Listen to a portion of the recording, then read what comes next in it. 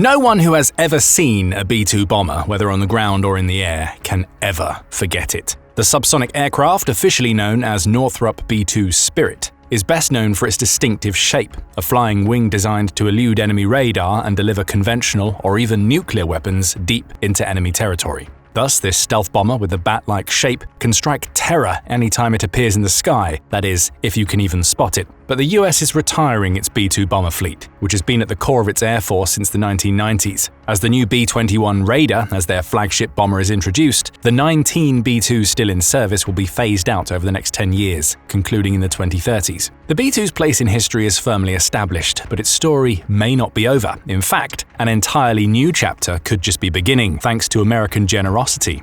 Let's explain. The United States and Australia have a strong military relationship that has been forged over a century of partnership in combat. The two countries have fought side by side in every single significant conflict since World War I, from the trenches of the Western Front in World War I and the pivotal naval battles of World War II in the Pacific, to the frozen landscapes of Korea, the jungles of Vietnam, and the deserts of the Middle East in the Gulf Wars and campaigns in Afghanistan and Iraq. This partnership is often called mateship, from the Australian use of the term mate for a friend. The two countries, with their shared language, seem natural partners, as they also share democratic values and common interests. A century of cooperation has also resulted in a remarkable degree of interoperability between their armed forces. Military cooperation between the two nations is officially underpinned by the 1951 Australia, New Zealand, and United States Security Treaty, called ANZUS for short. Beyond this treaty, the two countries also engage in significant practical cooperation. For example, the 2014 US-Australia Force Posture Agreement established annual rotations of US Marines to Australia's Darwin base and enhanced rotations of US Air Force aircraft to Australia, deepening integration and readiness. But the biggest exercise not only involves the US and Australia, but 17 other nations as well.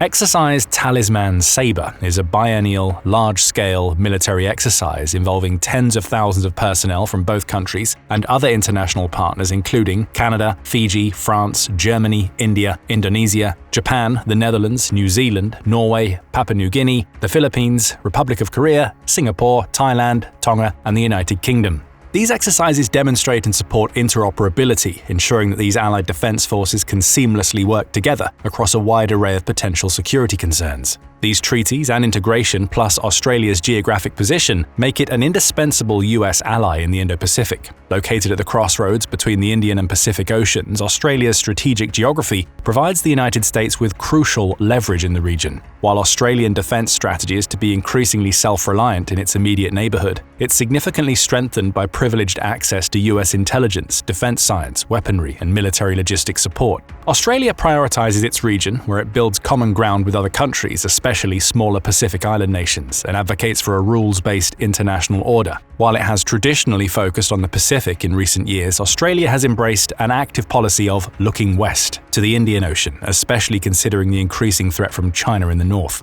Australia has been forging stronger relations with both India and Indonesia through high-level dialogues and defense cooperation. Initiatives like Indo-Pacific Endeavour, an annual Australian Defence Force activity, now specifically include engagement with countries across the Northeast Indian Ocean, such as Bangladesh, the Maldives, and Sri Lanka. This involves military cooperation, joint training, and capacity-building efforts, such as gifting patrol boats to the Maldives and providing surveillance equipment to Sri Lanka. Historically, most major Australian defence bases were concentrated in the southeast of the country, where the majority of Australia's population is located. The Look West strategy involves significant shifts in the positioning. The Australian Defence Force has been bolstering facilities in Australia's Indian Ocean territories, such as upgrading the airstrip on West Island in the Cocos Islands to support P-8 Poseidon surveillance aircraft. The expansion of the naval base HMAS Stirling on Garden Island near the city of Perth in Western Australia is another critical component. This base will host the Submarine Rotational Force West under AUKUS from 2027 and Australia's future nuclear-powered submarines, as well as its expanding service combatant fleet.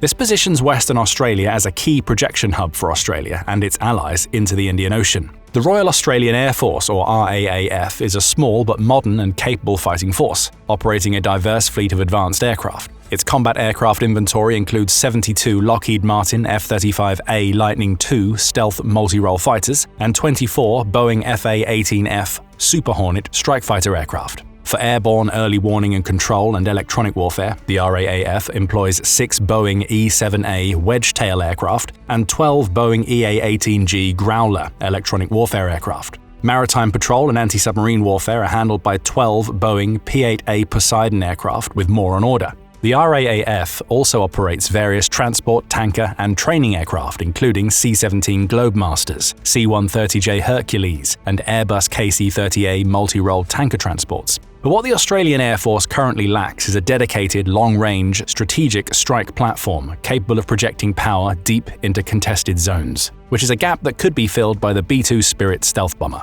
B-2 stealth bombers are designed to deliver conventional and nuclear weapons deep into heavily defended enemy airspace without being detected. The aircraft are made by Northrop Grumman Corporation, with partners including Boeing, Hughes Radar Systems Group, General Electric Aircraft Engine Group, and Vought Aircraft Industries. The bombers fly with 2 crew members, with the pilot on the left and the mission commander on the right, which is a much smaller crew than older bombers. With a 172-foot wingspan and measuring 69 feet in length, the B-2 has a distinctive flying wing design with no vertical stabilizers or distinct fuselage. This minimizes the craft's radar cross-section by deflecting radar energy. It's largely constructed from carbon fiber reinforced composite materials and coated with specialized radar-absorbent materials. It weighs 160,000 pounds and more than twice that at takeoff, using 17,300 pounds of thrust per engine. Part of its stealth technology is that it does not use afterburners, which would produce a large infrared signature and compromise its stealth. This limits its speed to high subsonic with a top speed of approximately 628 miles per hour, but extends its range to around 6,000 nautical miles or 10,000 miles with one air refueling.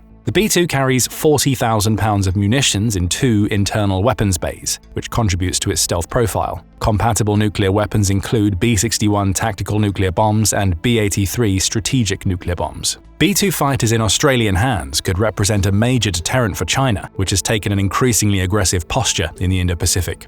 In the South China Sea, Chinese Coast Guard vessels have engaged in grey zone tactics, ramming and firing water cannons at Filipino ships in disputed waters. These incidents have taken place well within the Philippines' exclusive economic zone, demonstrating China's growing willingness to escalate tensions as part of its territorial claims. Australia also has interests in the South China Sea, with around 2/3 of its seaborne trade passing through it. More alarmingly, in February 2025, the Chinese People's Liberation Army Navy Task Group 107 conducted unannounced live-fire exercises in the Tasman Sea, which separates Australia and New Zealand, directly under the flight path of a busy air route.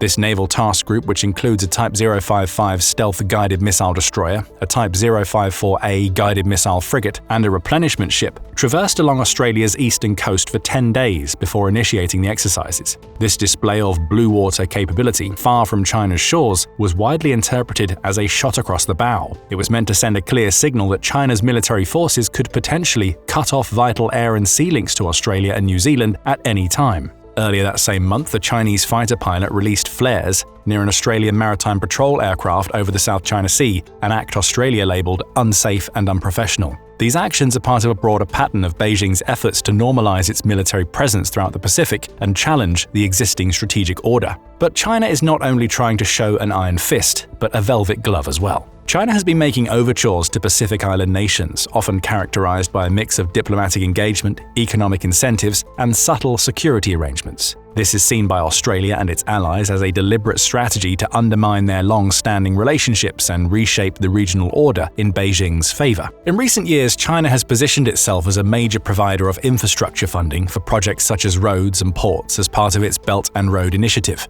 Some agreements include provisions for critical mineral rights such as deep-sea mining in the Cook Islands or partnerships on fisheries and ports, which often carry a dual civil and military use component, suggesting that China is actively trying to expand its naval access. They have been emboldened by traditional Western partners like the US and New Zealand, reducing their funding to these areas. The Solomon Islands Security Pact of 2022 was a watershed moment. The leaked draft and subsequent signed security agreement between China and the Solomon Islands caused significant alarm in Canberra and Washington. The pact allows for Chinese police, armed police, military personnel, and other law enforcement forces to operate in the islands under certain circumstances. It also provides for Chinese naval assets to make port visits for logistical support. This has raised fears of a potential Chinese military base in Australia's immediate neighbourhood, fundamentally altering the strategic balance. Beyond the Solomon Islands, China has increased its police training programs and provided equipment to Vanuatu, Kiribati, Samoa, and Fiji. Actions like this saw Kiribati and the Solomon Islands switch diplomatic recognition from Taiwan to Beijing in 2019, paving the way for closer economic and security ties with mainland China.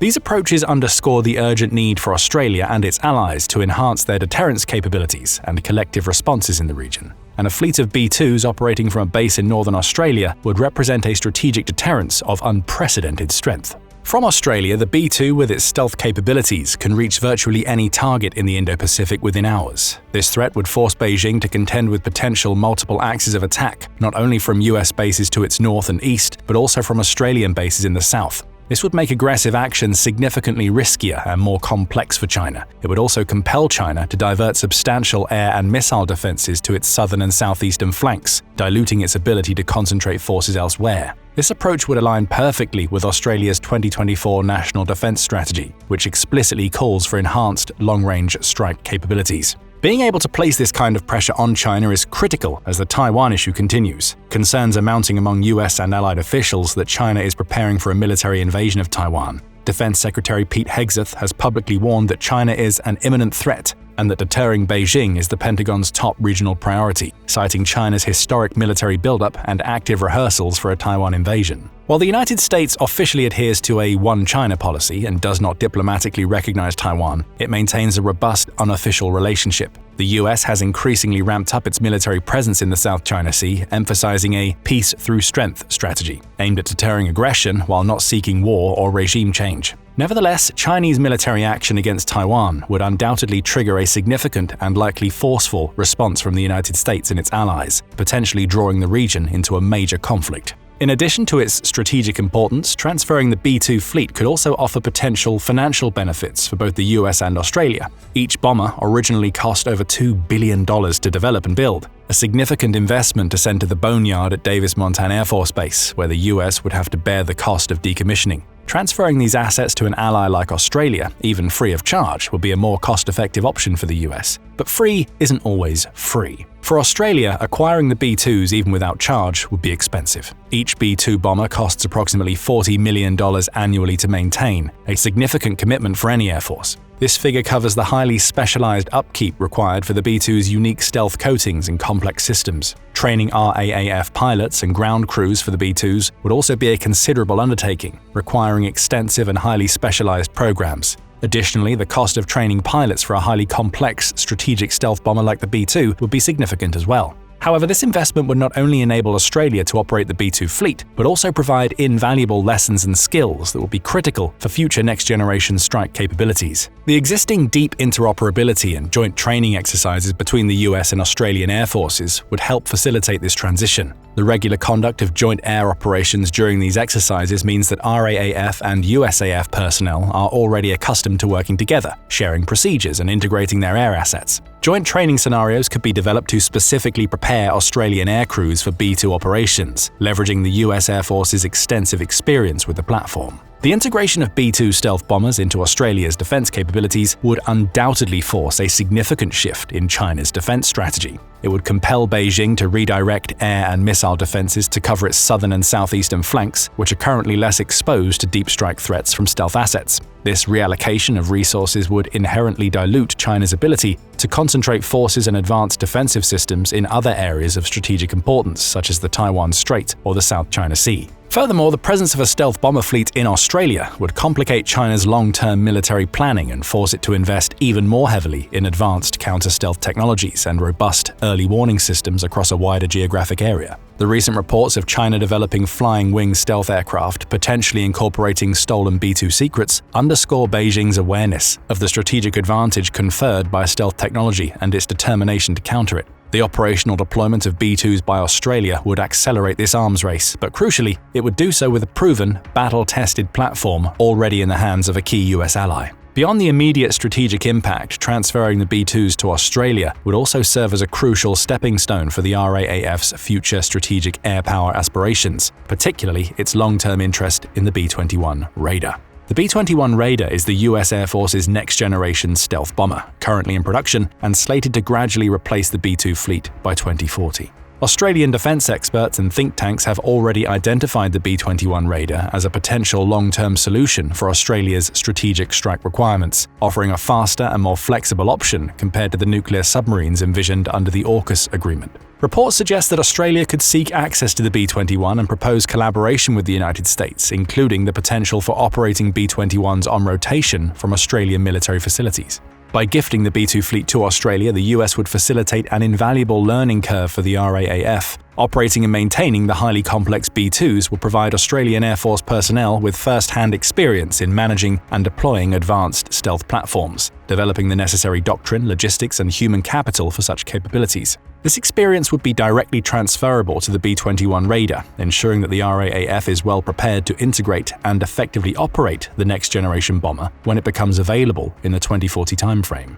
In essence, the B-2s would serve as an effective interim measure, allowing Australia to build foundational expertise and accelerate its journey towards acquiring the B-21s, further cementing its role as a key player in Indo-Pacific security. While there are compelling reasons for the US to transfer its retiring B-2s to Australia, there are many good reasons why this move seems unlikely. The B-2 is one of the most secretive and technologically advanced aircraft ever built. Its stealth coatings, materials, and internal systems are highly classified. The US has never exported this level of sensitive technology, and safeguarding it, even from a close ally, will be an immense challenge requiring unprecedented levels of trust and security protocols. The B-2 is dual-capable, meaning it can deliver both conventional and nuclear weapons. Australia has a strong non-proliferation stance and would not want nuclear-capable aircraft. While theoretically the nuclear systems could be disabled, the inherent design and initial purpose would still pose political and technical complexities. This, combined with the cost of maintaining the aircraft and Australia's pre-existing commitment to invest in B-21s, means Australia is unlikely to embrace integrating the B-2s into its fleet.